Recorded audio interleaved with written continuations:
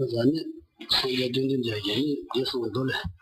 The Jataja was, Sajatan, the Children Ponch Dana was, who so much as Tinzani Ransutari, Tadi Sanadun Soyati, Jordan, Tishijora, Jordan, I can't. Vicetam Semitava, Sachetam Setumia.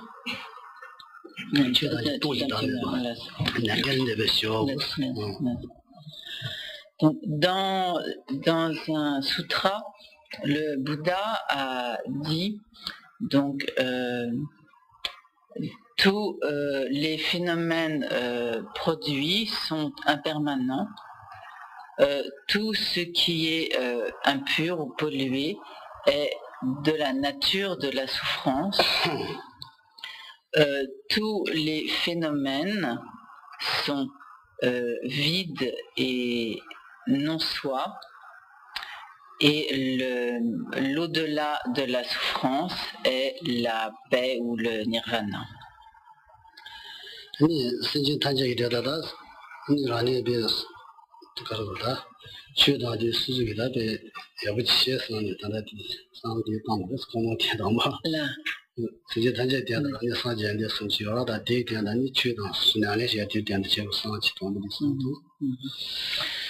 si l'on veut pratiquer les enseignements du Bouddha pour obtenir soi-même l'état de Bouddha, il est indispensable de connaître ces 4 points fondamentaux et d'intégrer en soi-même la signification de ces 4 points fondamentaux des enseignements du Bouddha. Nous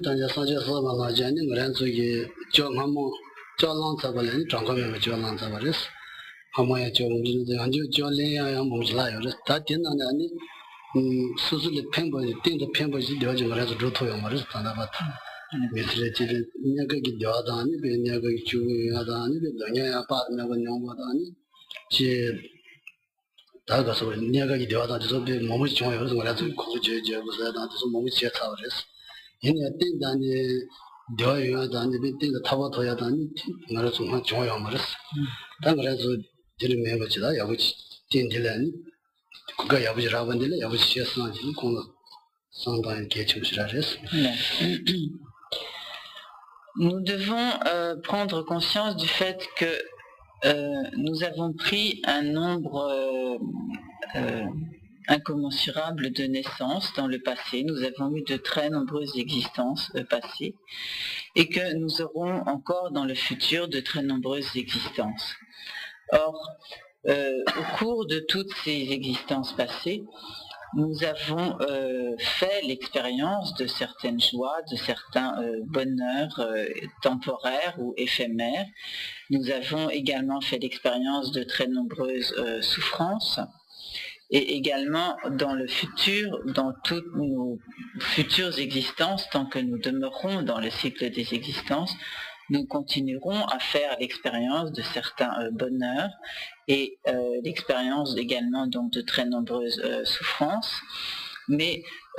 en aucun cas dans toutes même les bonheurs dont nous avons fait l'expérience au cours de nos existences passées, même lorsque nous avons été comme des sortes de monarques universels, des grands rois, des empereurs, etc., où nous avons joui de notoriété, de biens excellents en particulier, en tout état de cause, dans tous ces bonheurs du cycle des existences dont nous avons pu faire l'expérience dans le passé, ne sont pas des bonheurs définitifs. Ils finissent donc toujours par s'épuiser, et nous avons également donc fait l'expérience de de très nombreuses souffrances donc, tout au long de ces naissances dans le cycle des existences. Et donc à présent que nous avons obtenu cette précieuse existence humaine, il est très important de l'utiliser de manière à pouvoir cette fois ne pas nous limiter à l'obtention de bonheurs temporaires, mais de l'utiliser de manière à pouvoir obtenir un bonheur définitif, inaltérable, en réalisant la libération du cycle des existences et d'état de Bouddha. 아니 지난 대제 탄제 메타버스 지난 무부에 제공 메타버스 지난 메타버스는 추탄 메타버스 너무 탄제 샤 무부 탄제 메타버스 이는 무부 탄제 메타버스는 다소 메타버스 아니 라즈기 상 라즈 투자리 메타버스 티시오스 저 메타버스죠 라즈리지 조베죠로 Donc le premier de ces, ce qui est appelé donc ces quatre points essentiels qui sont appelés littéralement donc, comme les quatre sceaux SCAU. Donc le premier est donc tous les phénomènes produits, littéralement en tibétain ça a été appelé comme tous les phénomènes produits qui sont également comme des phénomènes fonctionnels ou des phénomènes produits. Donc tous les phénomènes produits sont impermanents. Et il est important que nous appliquions cette réflexion donc, sur l'impermanence des phénomènes produits à nous-mêmes.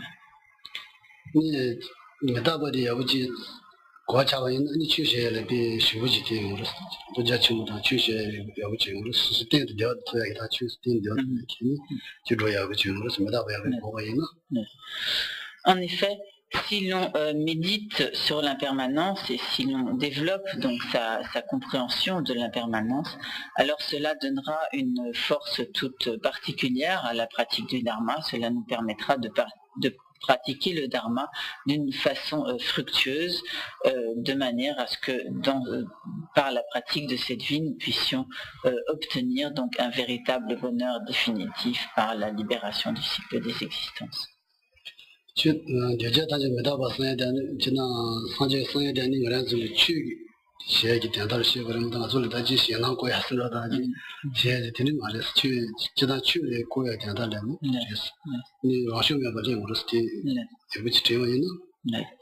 Et si le Bouddha a dit donc que tous les phénomènes produits sont impermanents, ce n'est pas du tout pour faire naître en nous donc comme la peur de la mort, une sorte de terreur, etc. Ce n'est pas du tout pour terroriser les disciples, mais c'est pour que la compréhension de l'impermanence fasse naître en les disciples donc l'aspiration et l'enthousiasme donc à la pratique du dharma, de manière à ce que les disciples puissent utiliser cette vie présente d'une manière qui soit pour eux véritablement fructueuse.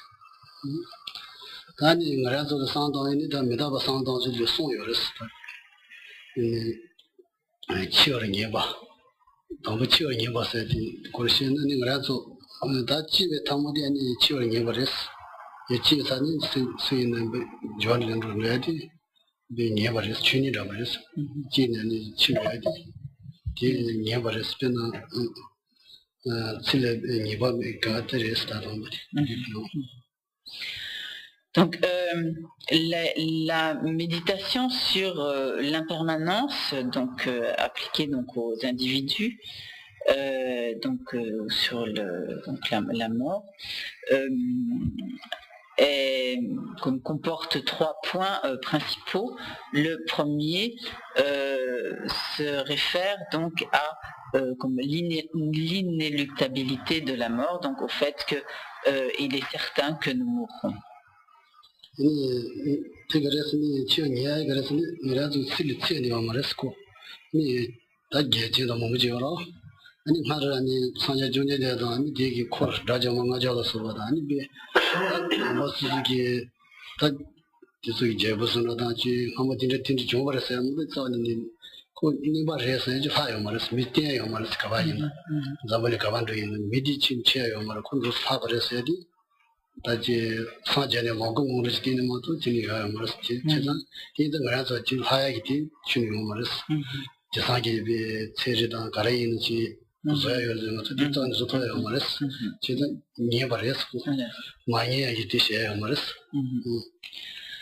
Donc la mort est inéluctable. En effet, donc il y a toujours à un moment ou un autre une limite donc à la durée de cette vie. Il y a toujours donc un moment où cette vie prend fin qu'elle soit courte ou longue, donc elle arrive toujours à sa fin, à une limite. Et donc même si nous référons au cours de l'histoire, donc tous les grands êtres ou les rois, etc., même tous les personnages extrêmement célèbres de l'histoire, il ne reste donc que le récit de l'histoire, mais en fait donc tous ces personnages sont morts et donc tous les êtres du passé à un moment ou à un autre donc sont morts et donc ils ne demeurent plus en ce monde, que ce soit même donc lorsque le Bouddha Shakyamuni, son entourage de disciples, les arhats, etc., qui l'entouraient, donc ont quitté ce corps, ils ont quitté ce monde et de la même manière donc tous les êtres du passé à un moment ou à un autre doivent quitter ce corps et mourir. 아니 단다리 치어니 버전 치를 뒤서 요마를 나치 예매레스 치어라니 예바요 마레스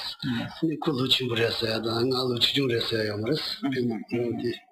기대가라서 통수를 넣었을 때 뭐 치브레다 치주를 기대셔야 마레스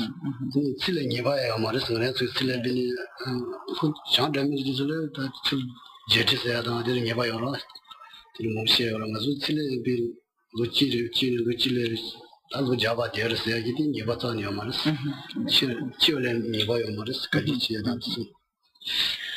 Donc d'une part, la mort est certaine, la mort est inéluctable, mais d'autre part, le moment de notre mort est incertain. Et en aucun cas nous ne pouvons dire je ne vais pas mourir parce que je suis jeune, je mourrai seulement quand je serai vieux, etc.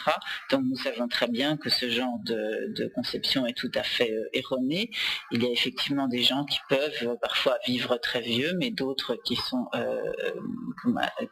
frappés par la mort dans leur jeune âge, voire même dans leur enfance, etc.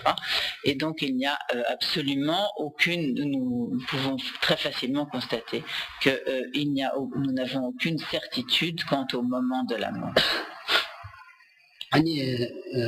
과기 전도 도마를 치고는 마치 이렇게 대시 과기자요 말은 과기 전도는 또 치. 그래서는 비나 미디비 쿠제부리 아니 콜코로 뭐뭐요 사야스는 아니 쿠비 지 주충부려서야 서로다. 니 멤버다 디서 과기 전도 도마를 서야서 기지 디서 빠르디 그치 다 치료를 테스트 해야 되는 멤버 내가 해야 뭐 때도 멤버서 과기 전도 도마를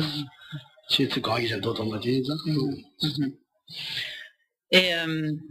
lorsque vient le moment de la mort, donc il n'y a rien qui puisse l'empêcher, même si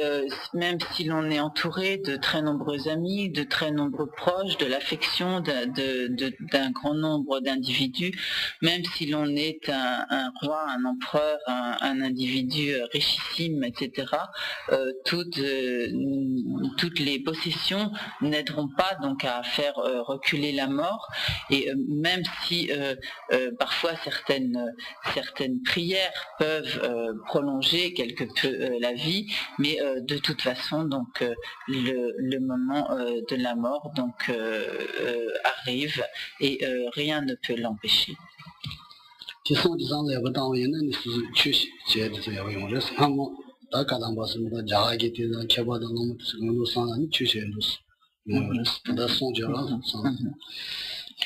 Donc si nous arrivons à réfléchir à la mort de cette manière,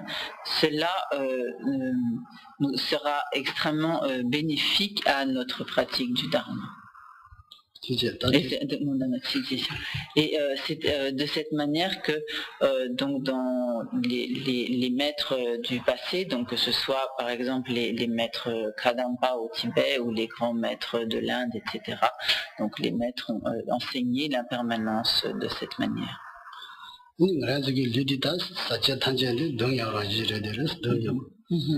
거의 지금은 되어나야 미선으로 개주인이 시티나지니 말아지 리드네 시절하니 때도 되었잖아요. 말은 그래서 비면 다 변조다 있는 가라인 changaji chatsamba yinne nga re tabi tedu diotsan yo maris dongya rangeje derus. Le deuxième de ces 4 points est que donc tout ce qui est impur ou pollué est de la nature de la souffrance. cela se réfère en particulier à au corps que nous avons donc à présent. Ce corps, donc le corps que nous avons à présent est de nature impure et de ce fait, il ne peut en aucun cas nous permettre tel qu'il est, donc l'accomplissement de véritables bonheurs durables et inaltérables.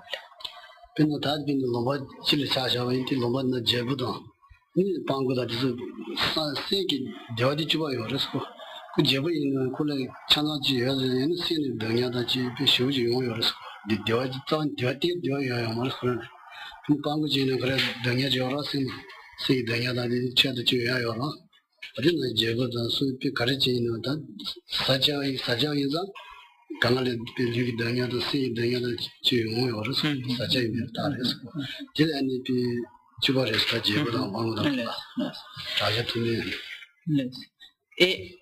dans la mesure donc, où ce corps est impur, où il est souillé ou pollué, donc il ne peut pas jouir d'un bonheur parfait, d'un véritable bonheur authentique et inaltérable. Et nous pouvons très bien constater que même que ce soit donc par exemple un roi ou un individu donc extrêmement riche, entouré, célèbre, etc., ou bien un mendiant complètement dépourvus de tout bien matériel, donc l'un comme l'autre ne sont jamais à l'abri des souffrances ou des difficultés, des problèmes, etc. Et en cela, donc le roi n'est pas plus à l'abri des souffrances morales, physiques, etc. que le mendiant.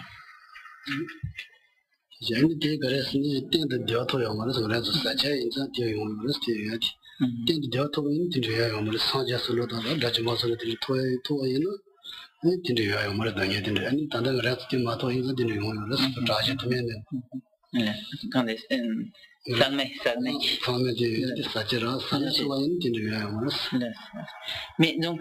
nous sommes actuellement donc soumis à cette condition de souffrance dans la mesure où notre corps est un corps donc pollué, souillé, impur. Mais si nous, par exemple, nous obtenons le corps pur d'un Bouddha, à ce moment-là, donc nous avons donc un corps qui n'est plus pollué, qui n'est plus souillé et qui est donc qui n'a pas d'obstacle à l'expérience donc de bonheur inaltérable.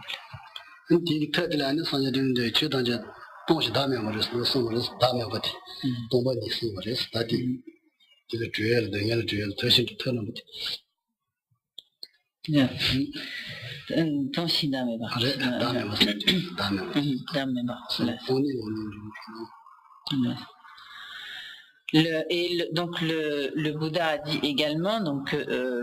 tous les phénomènes sont vides et non-soi,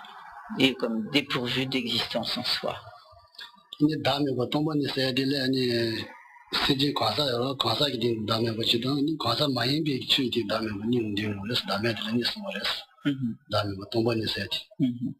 Donc lorsqu'il est question ainsi donc d'une part de vide et de non-soi, cela se réfère comme aux deux, disons comme aux deux, à l'ensemble des phénomènes, c'est-à-dire à la fois au non-soi des individus et au non-soi, donc à la vacuité de tous les autres phénomènes, à l'exception des individus, en dehors des individus.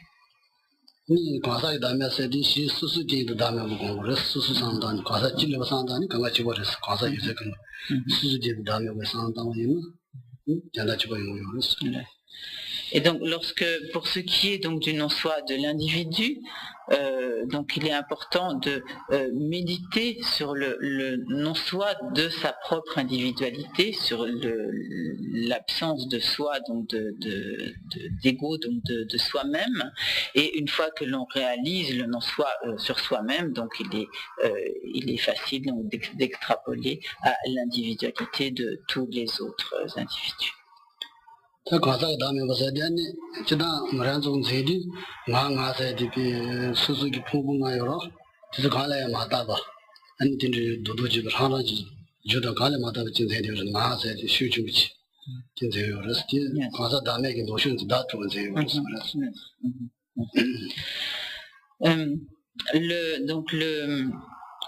Le non-soi est donc ce qui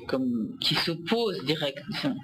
la compréhension du non-soi est ce qui s'oppose directement à la saisie du soi. Et qu'est-ce que cette saisie du soi, donc de l'individu? C'est la manière dont nous saisissons donc habituellement le je, l'ego, et lorsque nous avons ainsi donc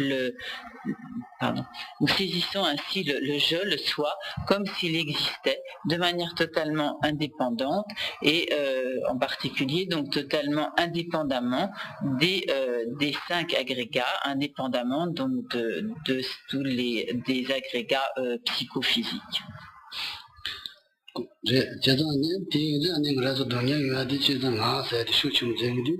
ngala godo ani chi ngala yo ta mil tuja lando sa da ngala chi dere shendo sa tie to nan de ja khu nga cha chang nga tir to yo yo da yam chang yo di. Et donc le non-soi est ce qui est directement opposé, donc la réalisation du non-soi est ce qui s'oppose directement à cette saisie erronée donc d'un soi qui serait que nous appréhendons comme existant totalement indépendamment des agrégats psychophysiques. Et c'est donc cette saisie du soi qui est à la base de toutes nos difficultés, de toutes nos souffrances, de tous nos problèmes, car c'est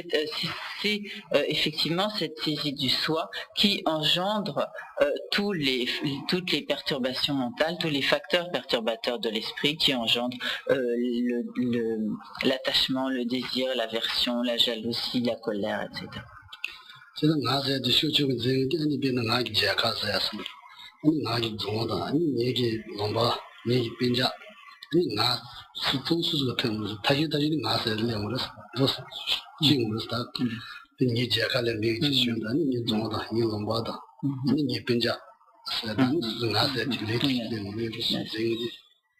Et donc à partir de cette saisie du soi, nous saisissons également donc avec force tout ce qui appartient donc à ce soi, et nous disons donc mon pays, ma région, ma maison, ma famille, mes amis, etc. Et donc nous avons un très fort sentiment donc d'appropriation de tout ce que nous considérons comme appartenant à ce soi.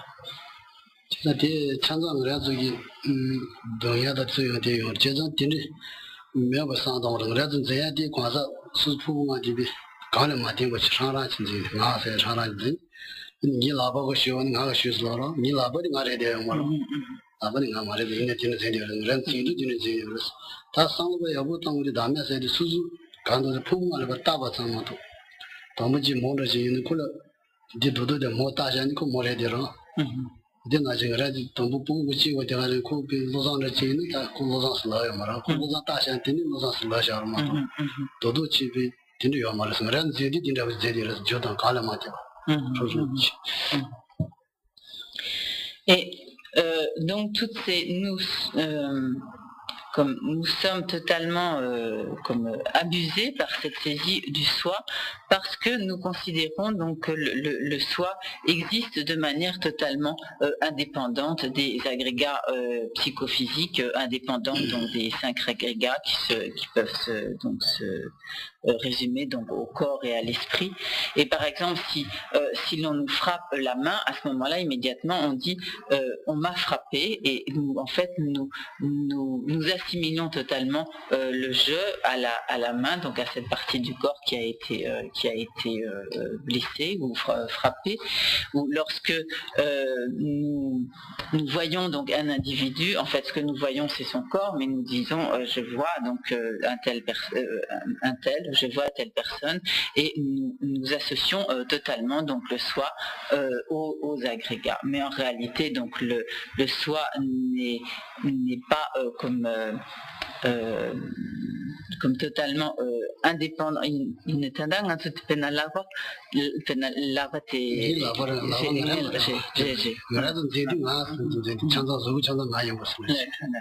et donc,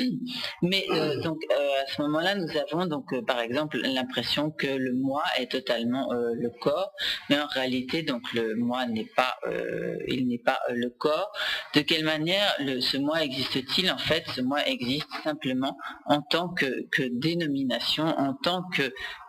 imputation sur la base de dénomination qui, dans le cas de l'individu, est constituée donc par l'ensemble des agrégats.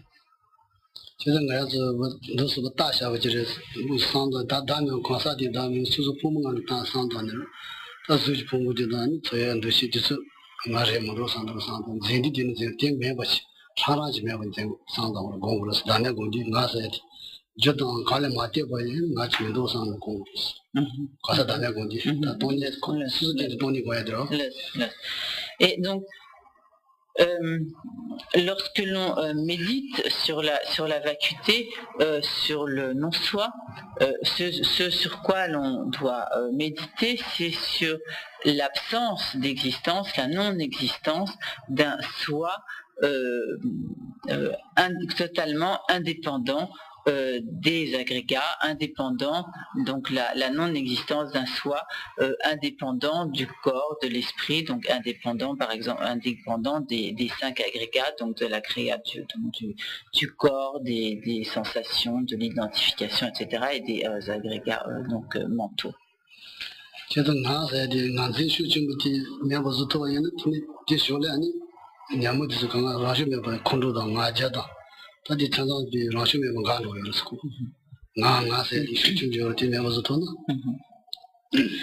Et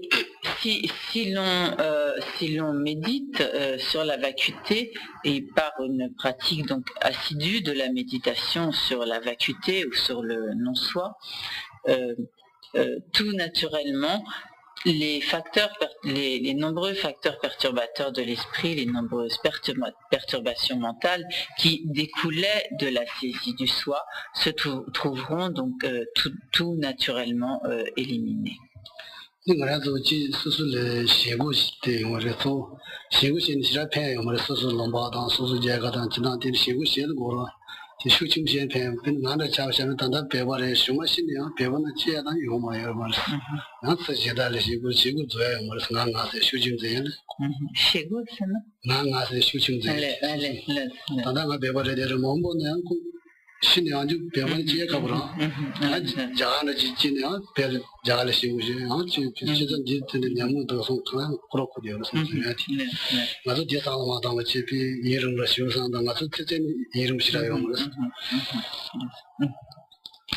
Et donc,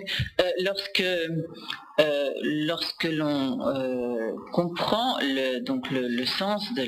la vacuité de la non-existence en soi, on comprend bien sûr qu'il n'y a aucune raison d'avoir comme un esprit, disons comme chauvin, et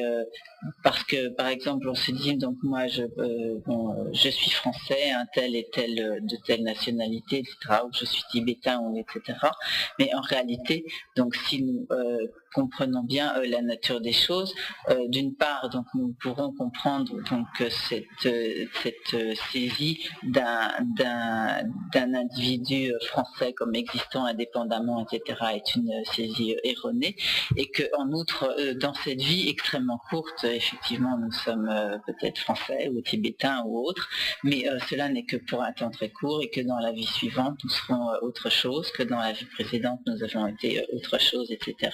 et que par conséquent il n'y a pas de raison d'être ainsi comme chauvin ou partial ou attaché donc à ses origines par exemple.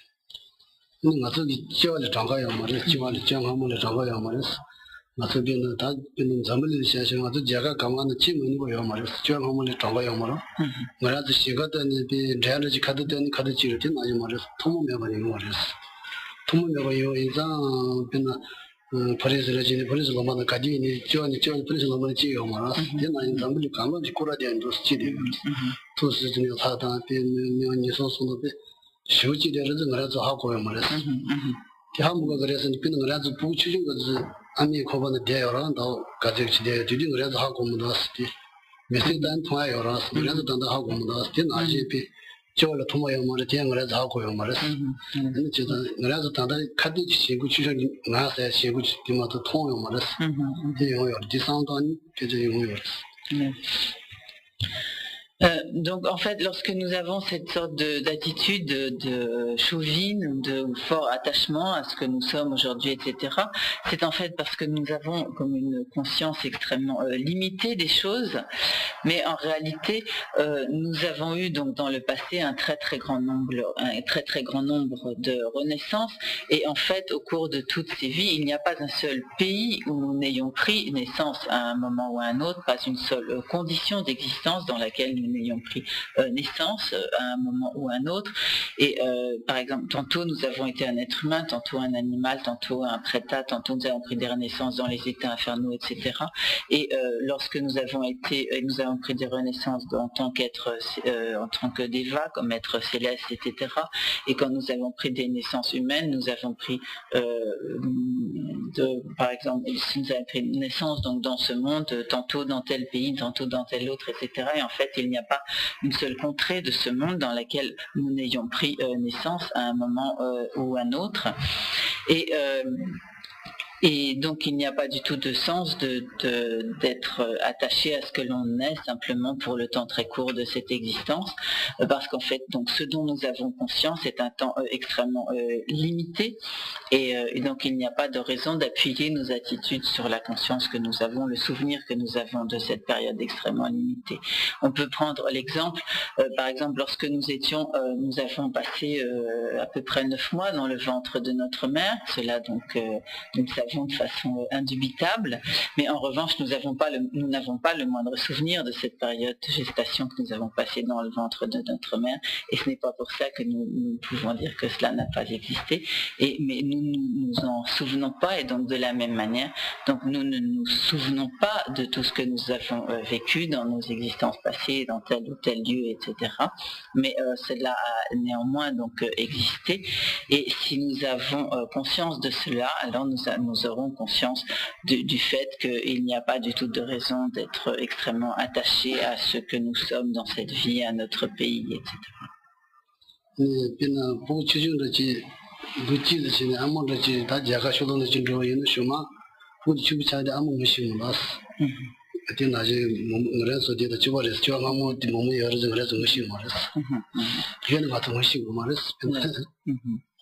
Et donc,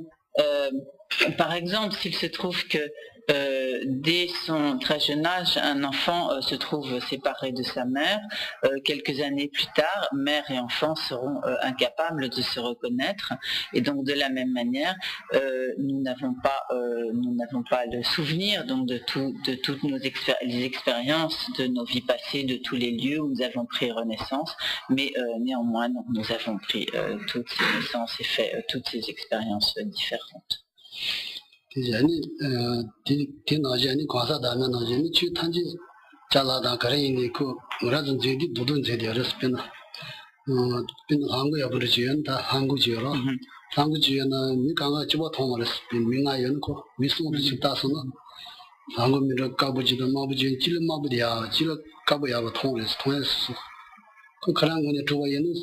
가서 썼다 이니 까불이 야고 통고 요래서 한국 대통령도 그래서 버다니 주셔서 야부지 길을 까불이 야고 통고 길을 한국마불이 야고 통고 요래 아니 까불이 야래 마불이 야래서니 다르서 대시에 통하고 수수 버다니 주셔서 진나지 그래서 다 가서 다 야머지 지리 쓴거 지요 수수 누구 버다니 아주 또배 大场里的马上可能我们住了去，上到有的去他就还是去，理解嘛？可能住去。Donc de plus, donc de la même manière que l'individu, donc et nous-mêmes sommes dépourvus d'existence indépendante, donc nous sommes donc de la nature du non-soi, de la vacuité, que nous n'existons pas donc indépendamment des agrégats, indépendamment de la base d'imputation, et que nous sommes donc seulement une dénomination, une désignation sur la base d'imputation que sont les agrégats.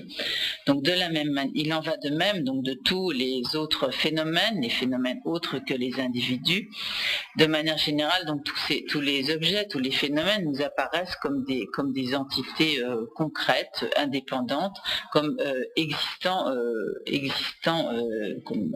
par elles-mêmes de leur propre côté, mais en réalité, elles n'existent pas du tout de cette manière, et leur existence également est une existence dépendant donc de notre propre imputation, de la désignation, de la dénomination de ces objets, de ces phénomènes. Par exemple, si 4 ou 5 personnes regardent un magasin de chaussures, elles vont voir, il y a dans ce magasin toutes sortes de chaussures, des blanches, des rouges, des noires, etc. Et donc certaines des personnes qui observent ce magasin, une personne va par exemple trouver que les chaussures blanches sont vraiment très très belles, qu'elles sont magnifiques, et une autre personne va trouver que ce sont en fait les chaussures rouges qui sont les plus belles. Et chaque personne aura le sentiment que sa perception de la chose est juste, mais en réalité, on ne peut pas dire qu'il n'est pas plus juste de dire que les chaussures rouges sont belles qu'il ne serait juste de dire que ce sont les chaussures blanches qui sont belles, et nous voyons par cela que en fait ce qui comme fait que ce phénomène existe en tant que tel, c'est comme la perception qu'en a la personne, la manière dont elle impute, elle désigne l'objet lui-même, mais de son côté, l'objet n'existe pas en tant que tel, il n'existe pas de lui-même, de manière comme concrète donc de lui-même. Et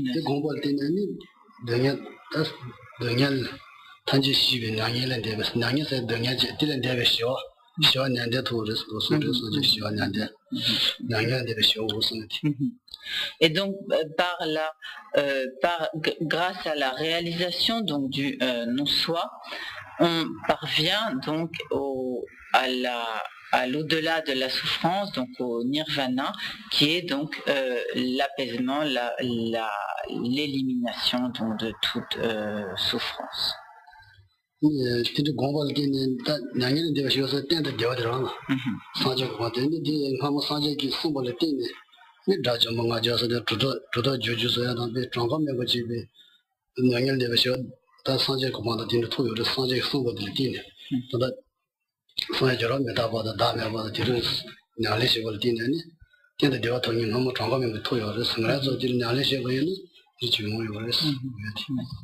Et donc cette part donc lorsque l'on parvient à la suppression donc de la souffrance, on obtient donc la libération, le nirvana, qui est comme un bonheur durable, inaltérable, et qui ne se dégrade pas. Or, par le passé, de très nombreux yogis, de très nombreux pratiquants, méditants, etc., en suivant donc les enseignements du Bouddha et en suivant donc ces méthodes, ont atteint ce stade de la parfaite libération, ce stade du nirvana, où l'on accomplit donc un véritable bonheur, un bonheur authentique qui ne se dégrade pas.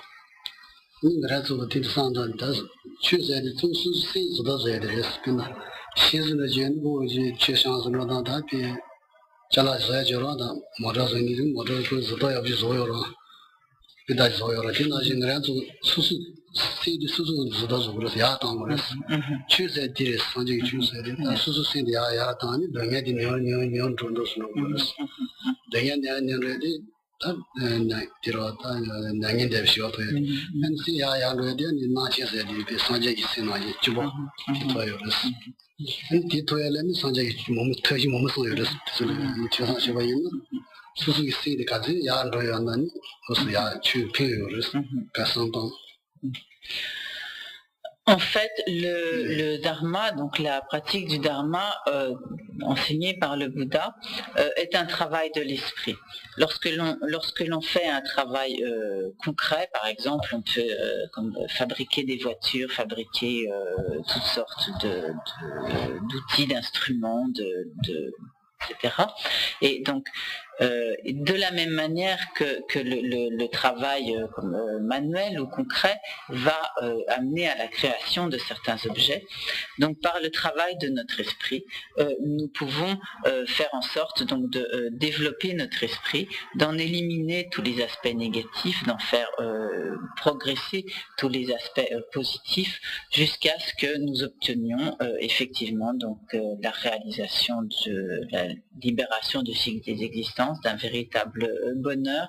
et de l'état de Bouddha, de la perfection de l'omniscience de l'état de Bouddha. Mais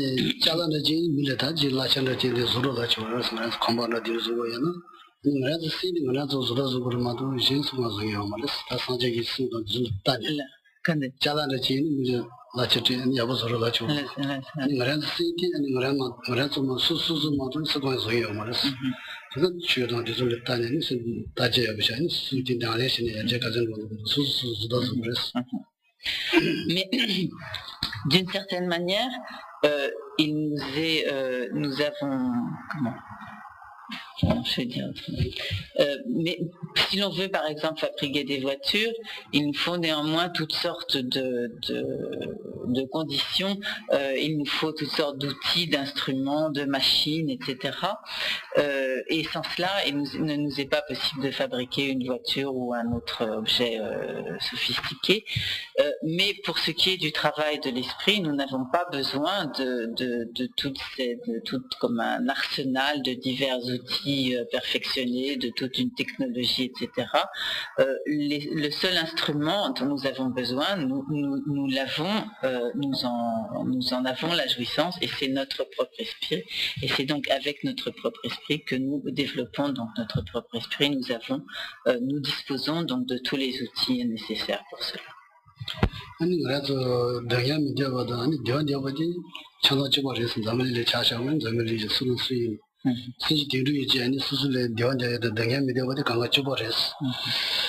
Donc, dans ce monde, les aspirations de tous les êtres sont les mêmes. Tous nous aspirons à l'obtention du bonheur et tous donc nous fuyons la souffrance.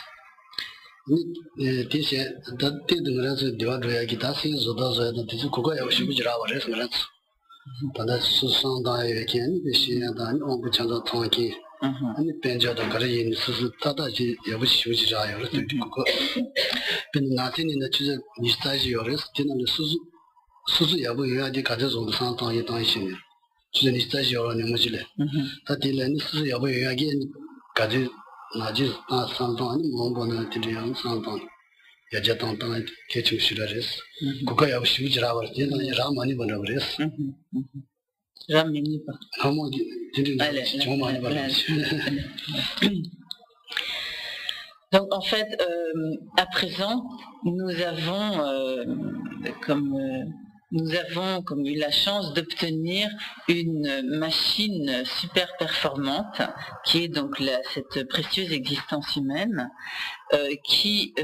nous permet donc de développer notre esprit, qui nous permet d'obtenir un véritable bonheur, d'éliminer définitivement la souffrance. Et si nous prenons conscience de cela, alors nous pourrons essayer de faire en sorte que, disons, en réfléchissant par exemple aux 24 heures d'une journée, essayer de faire en sorte de gaspiller le moins de temps possible sur ces 24 heures.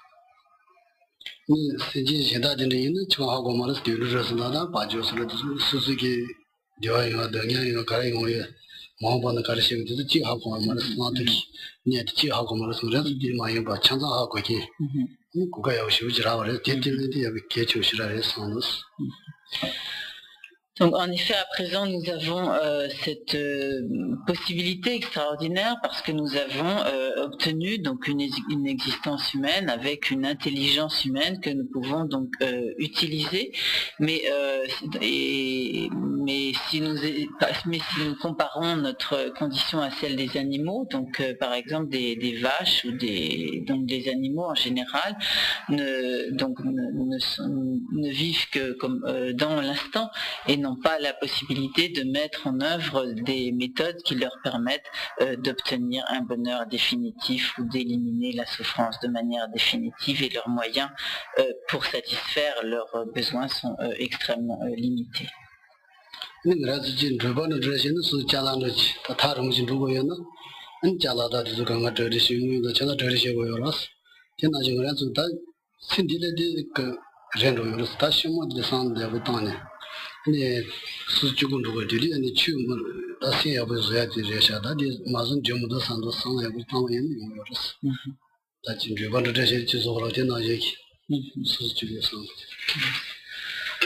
Notre attitude doit être comparable à celle d'un voyageur qui se prépare à partir donc pour un long voyage, et donc nous devons penser que grâce à cette précieuse existence humaine dont nous jouissons à présent, nous pouvons faire tous les préparatifs nécessaires, non seulement pour cette vie, mais pour le bien-être et le bonheur de toutes nos existences futures.